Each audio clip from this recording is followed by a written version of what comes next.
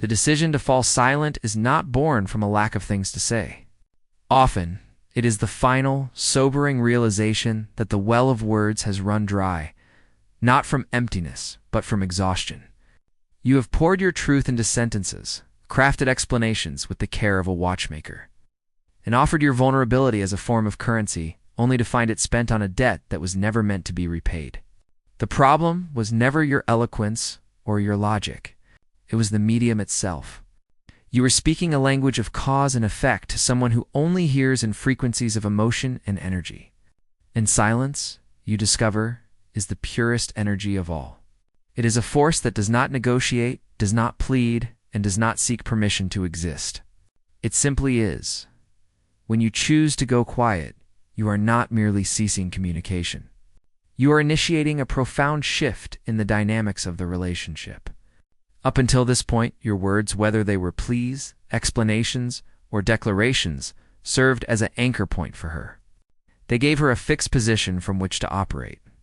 She knew how to pull on the lines of conversation to elicit a reaction, how to stir the waters to create drama, and how to use your emotional responses as a compass to navigate her own feelings. Your voice was a constant in her universe, a source of comfort, control, and reassurance. It was the background noise that confirmed her influence. Your silence, therefore, is not just an absence of sound. It is the removal of a fundamental element. It is the psychological equivalent of turning off the gravity in a room. Suddenly, everything is unmoored. This creates a vacuum, a space she cannot immediately fill with her usual tools of excuses, distractions, or debates. Where there was once the predictable rhythm of your dialogue, there is now a void, and nature abhors a vacuum. This emptiness forces her out of her head and into a place she may have long avoided, her feelings. She can no longer react to what you are saying because you are saying nothing. She is left alone with the consequence of her actions, with the echo of what has been lost. The silence begins to linger, and in that lingering, it becomes an active presence. It is no longer about you explaining your pain. It is about her starting to feel it. The frustration, the disappointment, the exhaustion that you once tried to articulate, these are no longer abstract concepts described in your words. They become tangible sensations in the stillness. She starts to experience the weight of the imbalance, the chill of the distance she helped create. This is not a tactic of punishment. Though it may be misinterpreted as one in the beginning, punishment is loud and seeks a specific reaction. It is designed to make the other person feel a certain way as a form of retribution. This silence is different. It is the embodiment of a boundary. It is the quiet, unwavering statement that your inner peace is no longer negotiable. You are not withholding communication to hurt her. You are ceasing a form of communication that was only hurting you. You are choosing the preservation of your own spirit over the futile persuasion of hers. It is the ultimate act of self-respect, communicated not through a grand speech, but through a profound and deliberate stillness. The initial impact is one of disorientation and a loss of control. She is accustomed to having access to your emotional state. She could send a text and gauge your mood by the response. She could start a conversation and steer it toward familiar patterns. Your silence severs that access. The string she used to pull to get a reaction has been cut. The realization that she can no longer easily influence your emotional landscape lands with a heavier thud than any outburst of anger ever could. Anger is still a form of engagement. It keeps her relevant in the conflict. It is a fire she knows how to stoke or escape. But silence? Silence is a vast, calm ocean. There is nothing to push against, nothing to fight, and nowhere to run. It tells her without a single syllable that she is no longer the central figure in your emotional world. Her bait hangs in the air, unanswered.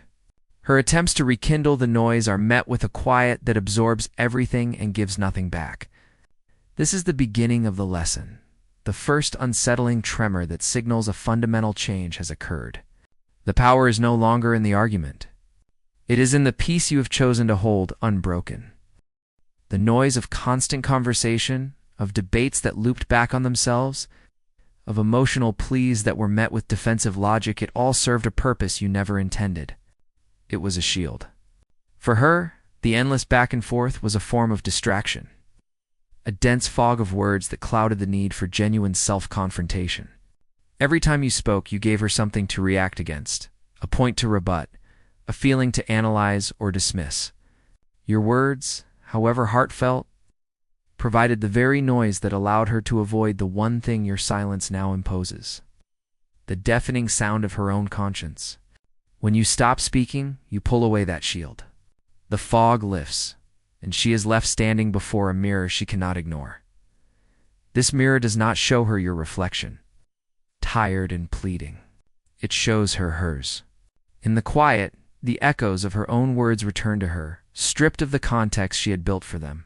The sharp tone she used, the dismissive comment she brushed off, the promise she made lightly and broke without a second thought. These things no longer have your vocal reaction to give them scale or to absorb their impact. They hang in the silence, naked in their intent and consequence.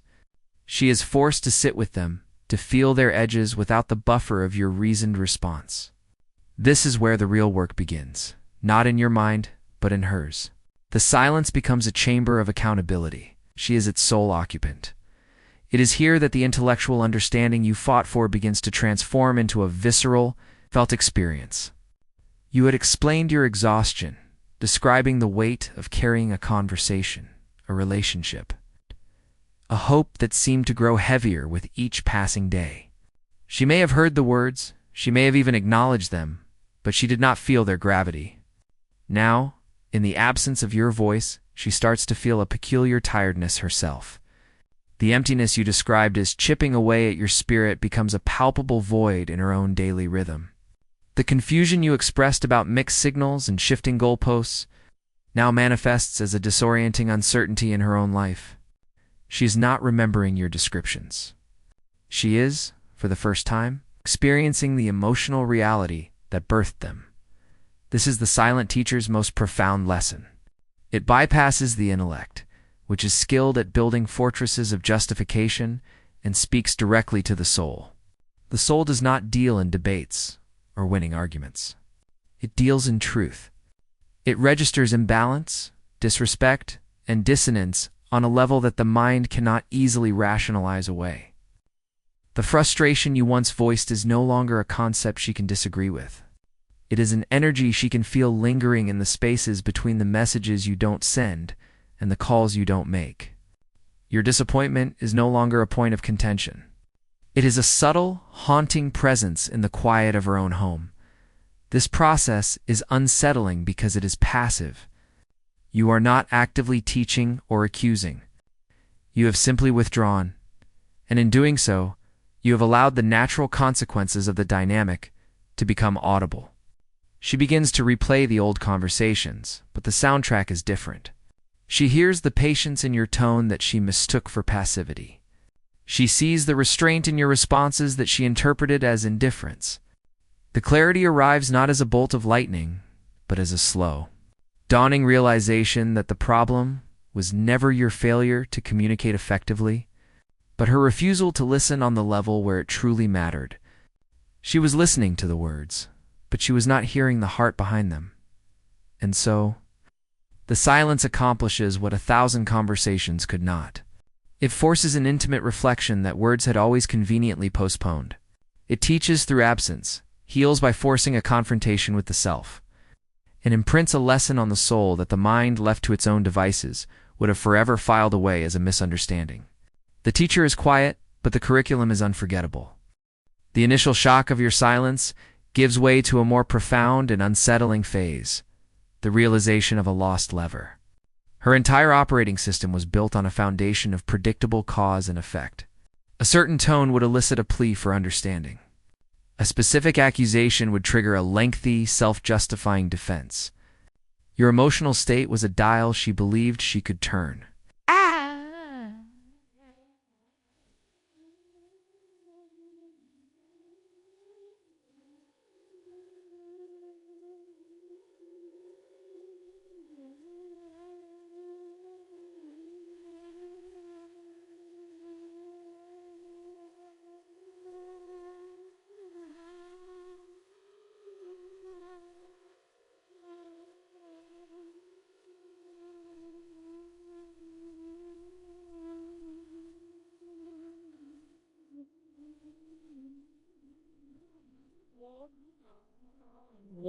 will be reared wall.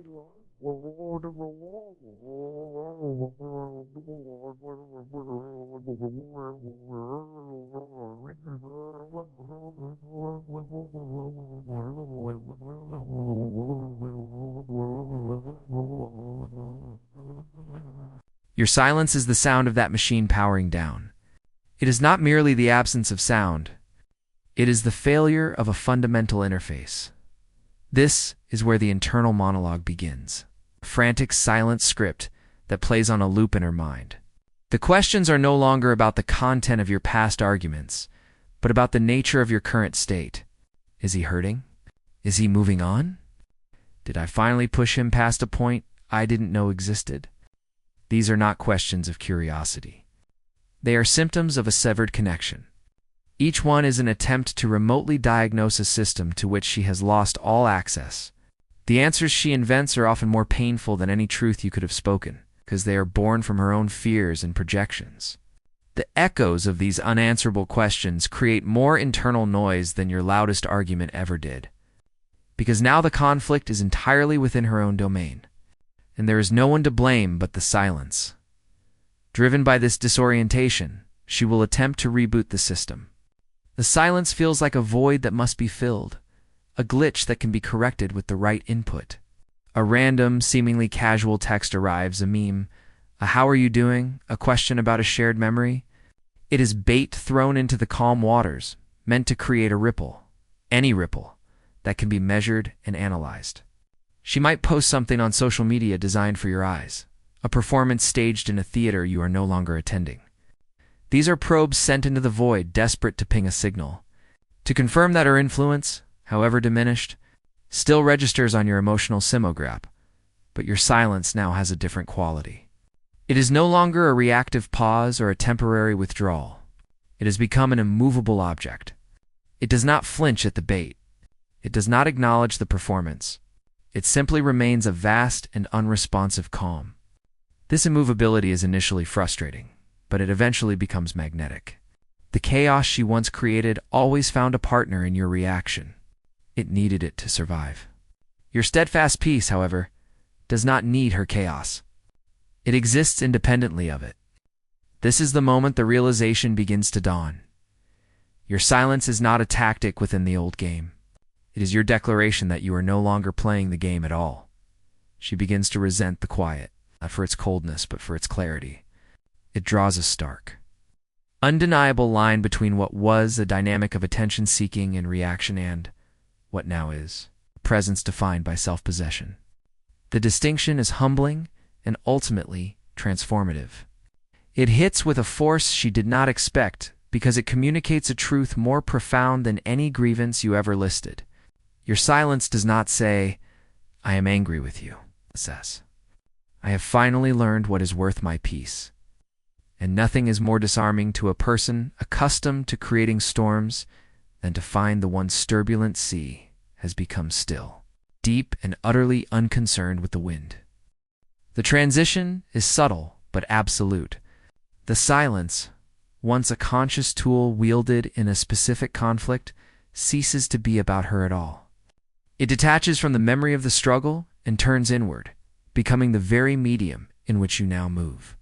It is no longer a strategy. It is a state of being. The energy you once spent on crafting explanations, defending your position, navigating emotional landmines, is now reclaimed.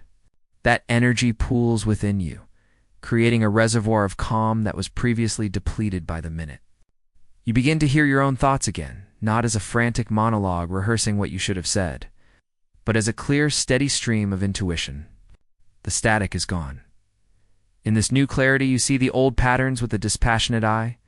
You recognize how often your reactions were not born of conviction, but of provocation. You were dancing to a rhythm of chaos, mistaking the intensity of the emotion for the depth of the connection. Now, the urge to respond to confusion with more confusion simply vanishes. You understand that truth is never frantic.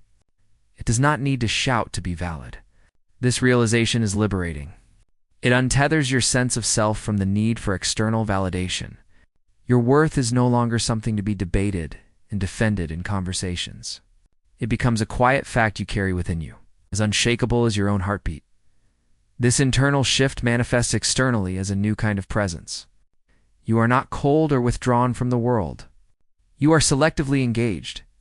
You begin to choose your words not out of obligation or a fear of conflict, but from a place of genuine intent. Because you speak less, your words carry more weight when you do. They are no longer diluted by 100 other sentences vying for understanding. People start to listen differently when you talk, because they sense the consideration behind the silence that preceded your speech.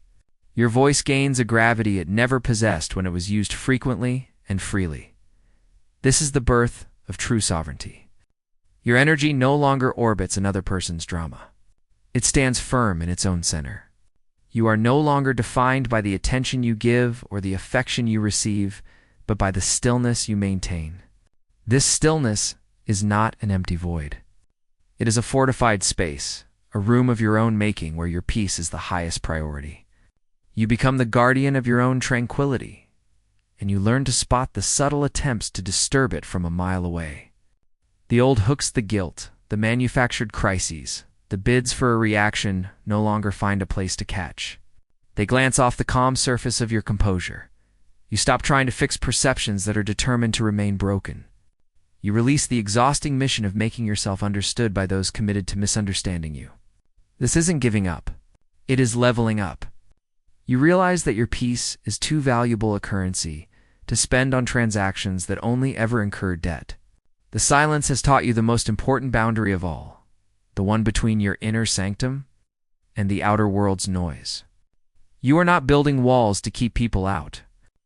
You are cultivating a garden within, and you have simply decided that not everyone deserves a key to the gate.